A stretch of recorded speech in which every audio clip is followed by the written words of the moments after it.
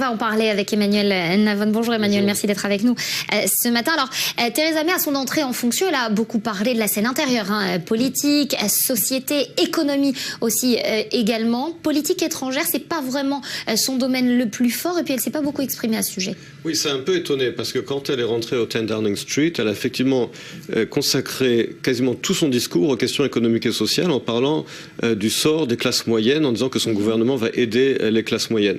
Vers la fin, elle a dit évidemment un mot, comment ne pouvait-elle pas le faire, sur Brexit, en disant qu'elle allait renégocier bien sûr Brexit avec l'Union européenne, mais pas un mot sur la position de la Grande-Bretagne au sein de l'OTAN, par exemple, pour assurer ses alliés face à l'irrédentisme russe. Et avec sa nomination de Boris Johnson aux affaires étrangères, qui est quand même quelqu'un qui manque également d'expérience en relations internationales, il y a là une question qui se pose effectivement sur quelle va être la politique étrangère de la Grande-Bretagne dans les années à venir. Oui, c'est la question notamment avec Israël. Est-ce qu'il va y avoir un changement de politique ou est-ce qu'on va s'inscrire dans une certaine continuité? On va s'inscrire dans une continuité. Il est clair aujourd'hui que le Parti conservateur est beaucoup plus favorable à Israël que le Parti travailliste britannique. David Cameron était très favorablement disposée à l'égard d'Israël.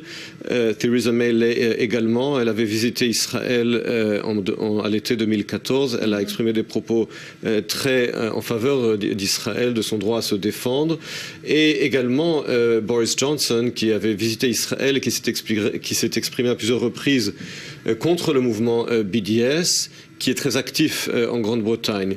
Donc aussi bien Theresa May que Boris Johnson sont très favorablement disposés à l'égard d'Israël. La question est de savoir quelle va être leur politique étrangère, comme je l'ai dit, vis-à-vis de l'irrédentisme russe en Europe de l'Est. Merci beaucoup Emmanuel. Vous restez avec nous puisqu'on va se concentrer